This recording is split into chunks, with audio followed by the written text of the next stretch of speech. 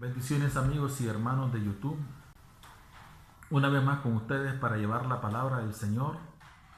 Vamos a continuar con el tema de la serie Lo que es la lealtad. Y el tema que nos asiste para esta mañana es las huellas de la lealtad. Podemos hablar de la lealtad desde el Antiguo Testamento hasta el Nuevo, con las figuras de la Biblia: Abraham, Isaac, Jacob, los profetas, Moisés, David y muchos más, Job, Noé, Abel, Enoc. Dice la Biblia que caminó con Dios y se lo llevó Dios. Pero el modelo perfecto que tenemos nosotros se llama Cristo Jesús, y es por esta sencilla razón: porque Él fue tentado en todo pero sin pecado. Él tuvo perfección moral, espiritual y ética.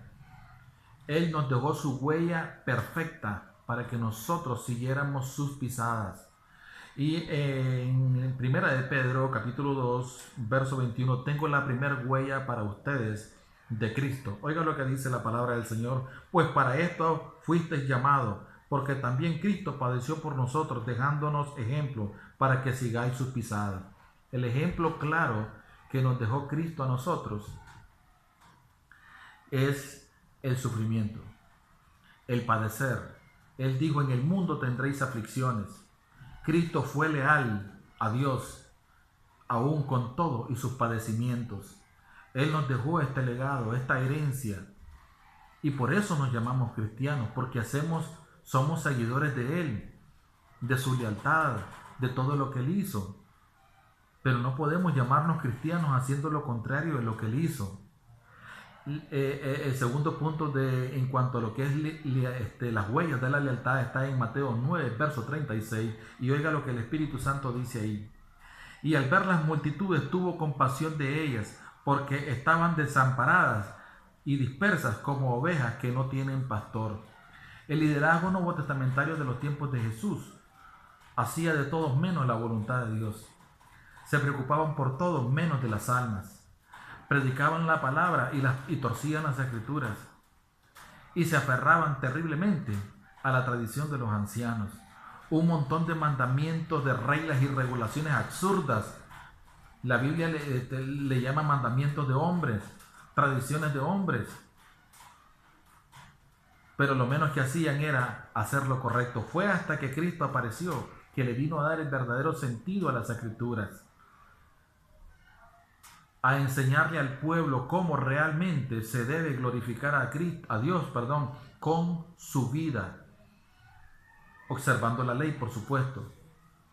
Y la palabra compasión, de la que aquí se traduce compasión, la palabra griega es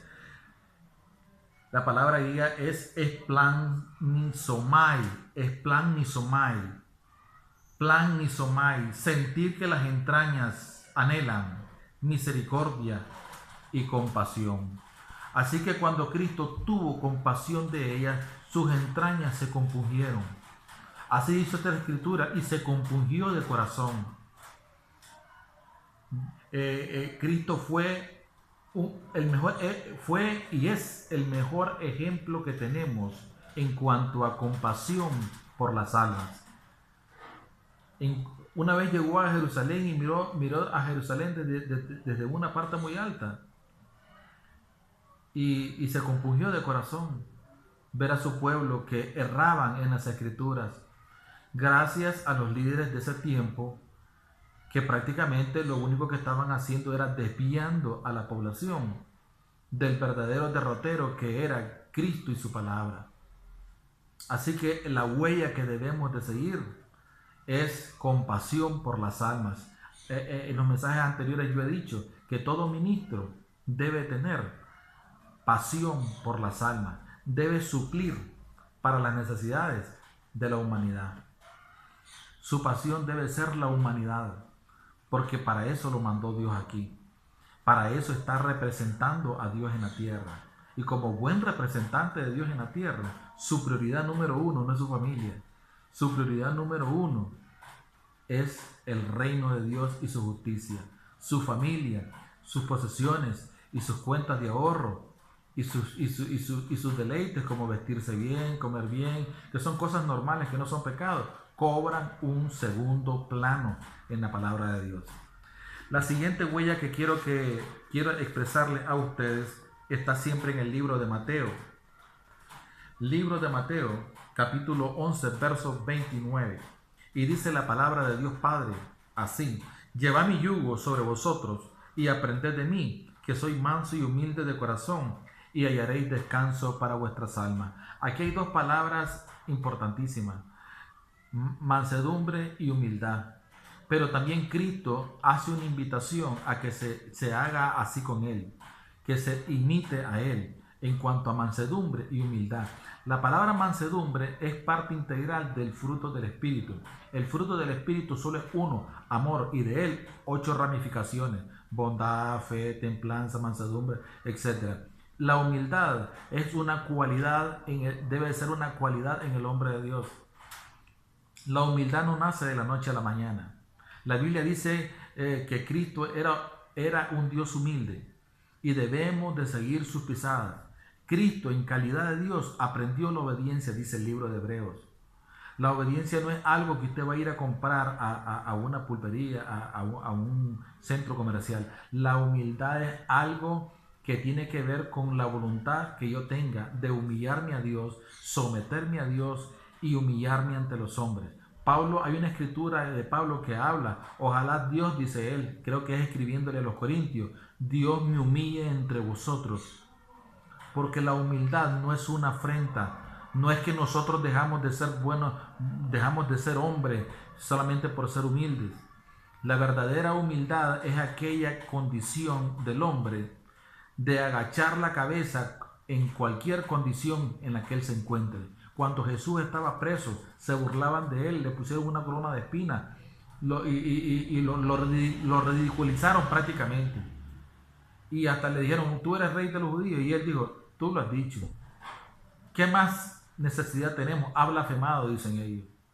Pero él dice en la Biblia que como cordero mudo fue llevado al matadero. Él no vociferó, no reclamó, no le sacó muchas cosas que pudo haberle sacado a ellos.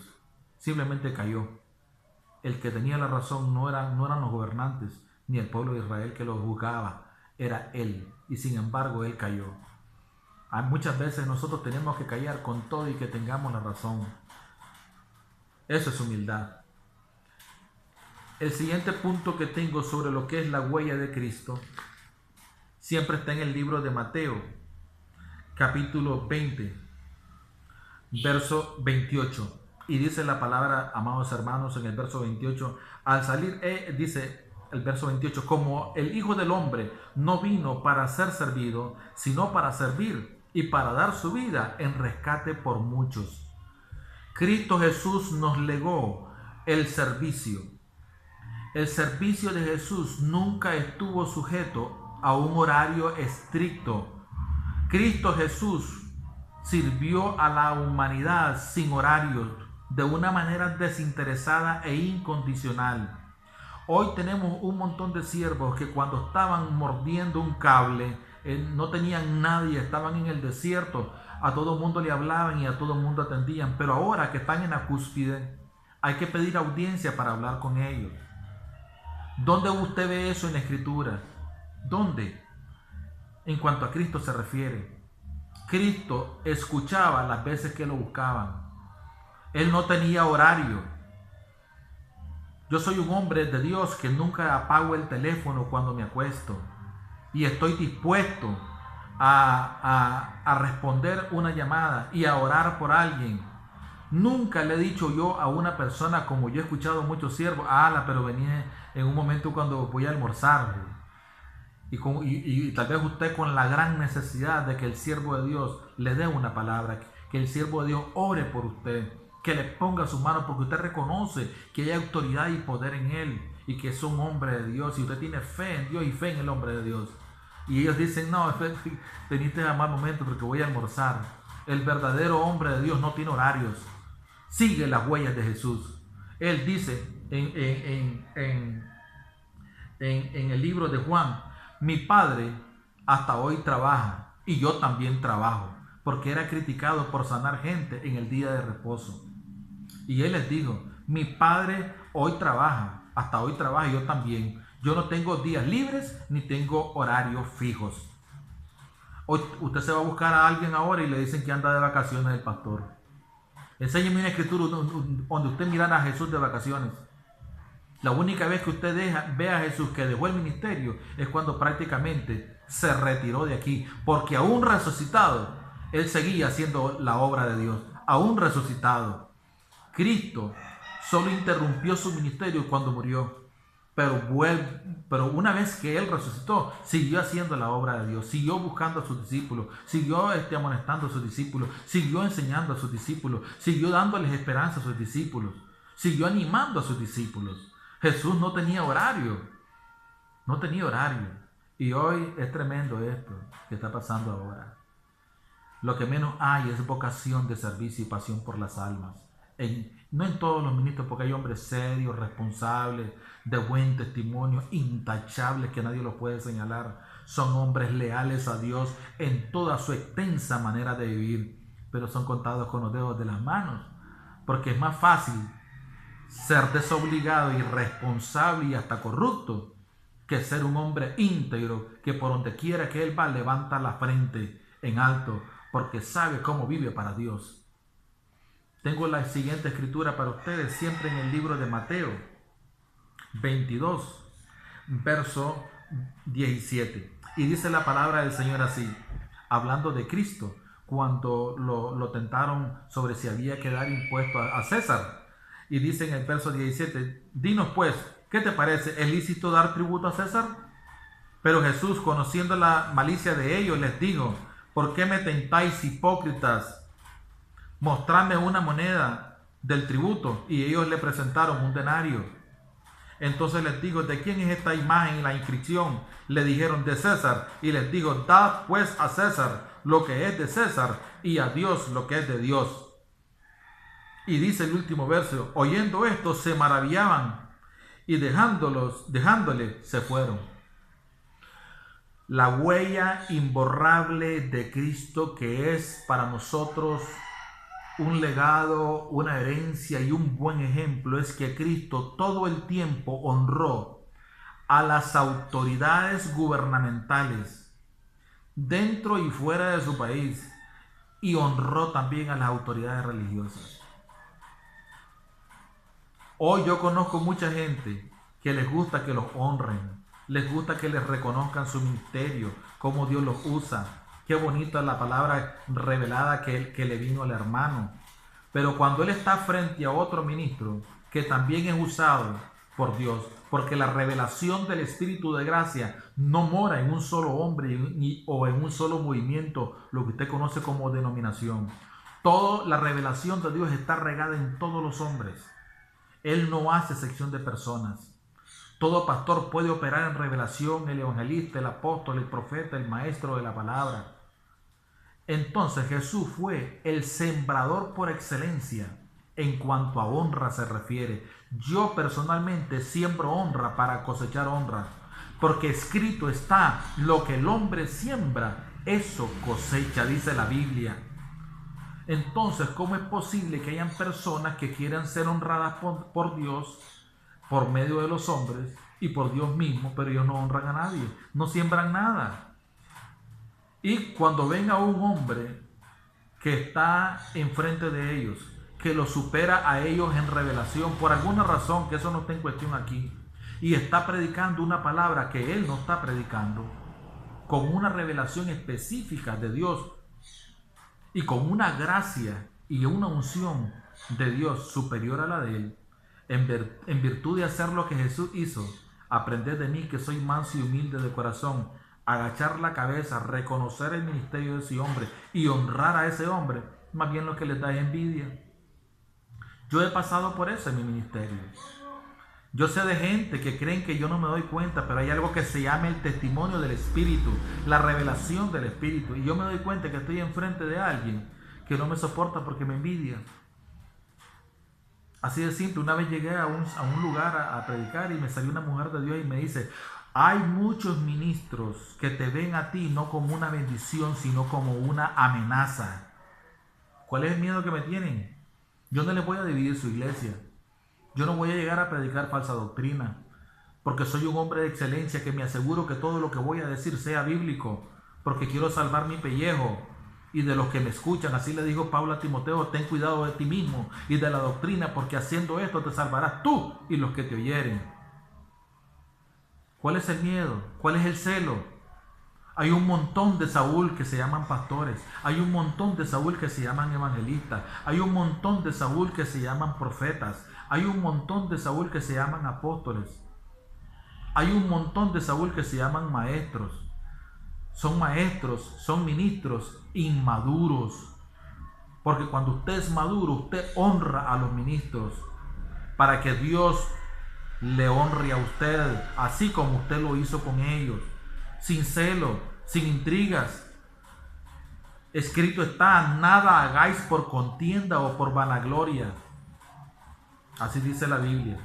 La siguiente escritura que tengo para ustedes está en el libro de Juan 12:12, y dice la palabra del Señor: el siguiente día, grandes multitudes que habían venido a la fiesta, al oír que Jesús venía a Jerusalén, tomaron ramas de palmera y salieron a recibirle y clamaban: Hosana, bendito el que viene en el nombre del Señor, el Rey de Israel, dice la palabra del Señor. Mire qué tremenda esta palabra: bendito el que viene en el nombre del Señor, el Rey de Israel.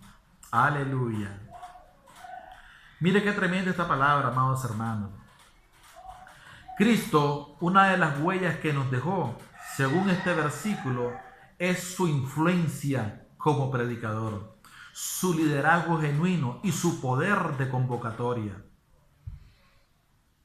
Todo ministro debe de tomar en cuenta esto que estoy diciendo yo: influencia, poder de convocatoria y liderazgo bíblico genuino, porque no todo el líder de hoy está ejerciendo bíblicamente su liderazgo, bíblicamente el poder de convocatoria, bíblicamente su influencia. La influencia del ministro puede llevar a toda una congregación al cielo o perderla. Escrito está: ten cuidado de ti mismo y de la doctrina, porque haciendo eso te salvarás tú y los que te oyeren. Esto desató envidia sobre los fariseos y los saduceos, porque cuando Cristo predicaba como quien tiene autoridad y no como los escribas, dice la Biblia. ¿Cómo predicaban los escribas? Bueno, con tradiciones de los hombres, con religión de los hombres, con mandamientos de los hombres.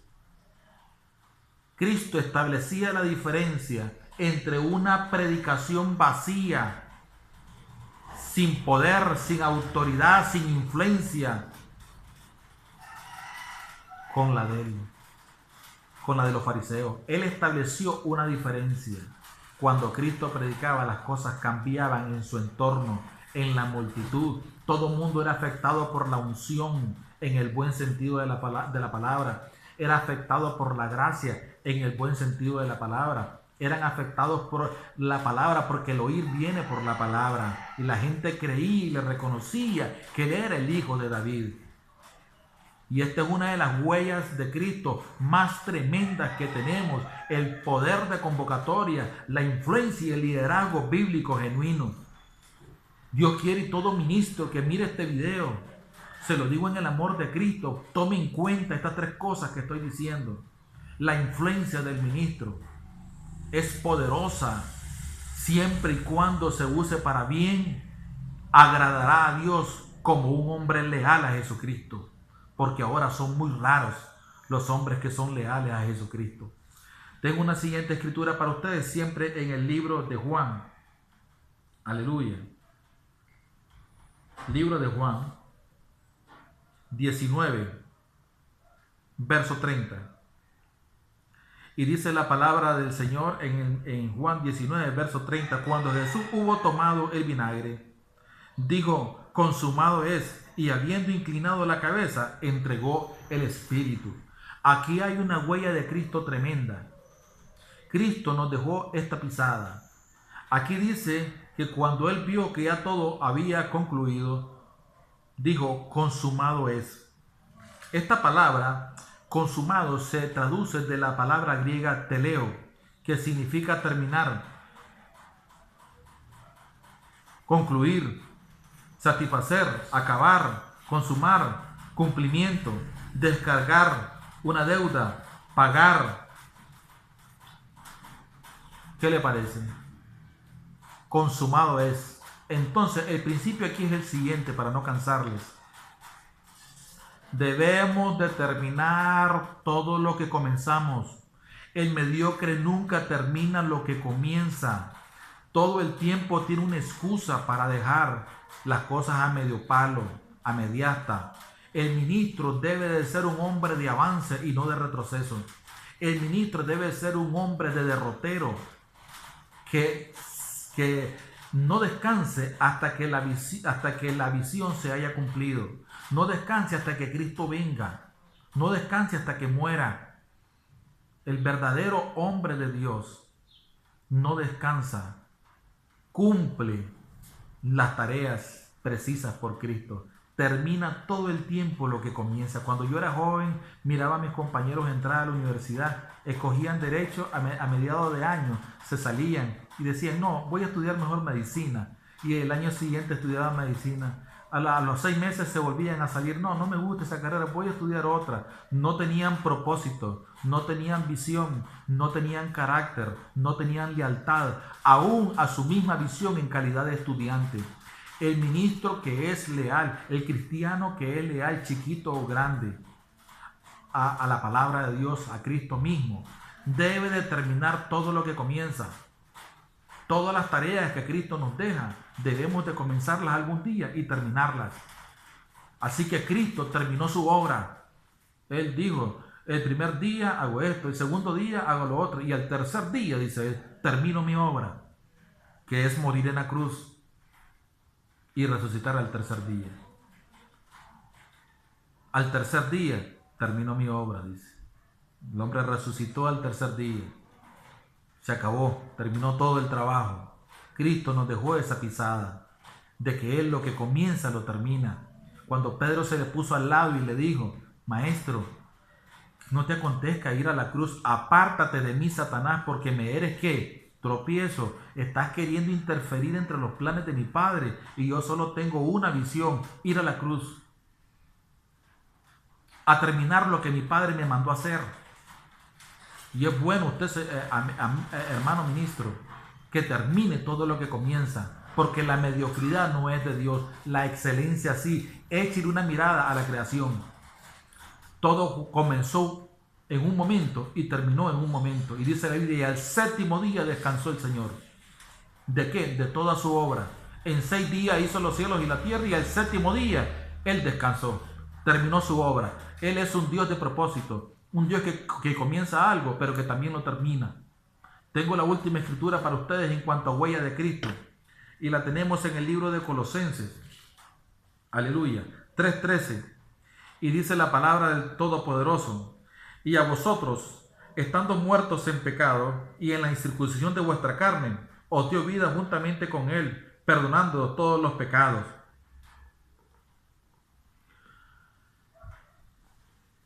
Una huella que Cristo nos dejó a todos es el perdón. La Biblia dice en una escritura, perdonaos los unos a los otros, de la manera que Cristo os perdonó. Perdónense ustedes si tiene alguien una queja contra otro. El perdón. La Biblia dice, bienaventurados los misericordiosos, porque ellos verán a Dios. Pero solo alguien que es misericordioso te puede perdonar. Hay muchos que son cristianos y no perdonan. No pueden tener una relación normal con alguien que tuvieron una dificultad. No perdonan. Bienaventurados los misericordiosos, dice, porque ellos verán a Dios. Y cuando Él está enseñando cómo se debe de orar al Padre, con la oración modelo que es el Padre nuestro, dice, perdona nuestras deudas, así como nosotros perdonamos a los que nos ofenden, dice la Escritura. Así que una huella de Cristo es el perdón. Y todos debemos de seguir esa huella de lealtad de Cristo Jesús, el perdón. Aún en la cruz, conociendo que estaba condenado ahí a la muerte, injustamente, dijo, perdónalo, Señor, porque no saben lo que hacen. Bien, mis amigos y hermanos de YouTube, espero haberles bendecido tremendamente con esta palabra. Por favor, suscríbase ahí donde dice suscribirse en rojo, dele clic y dele like si le gustó esta enseñanza.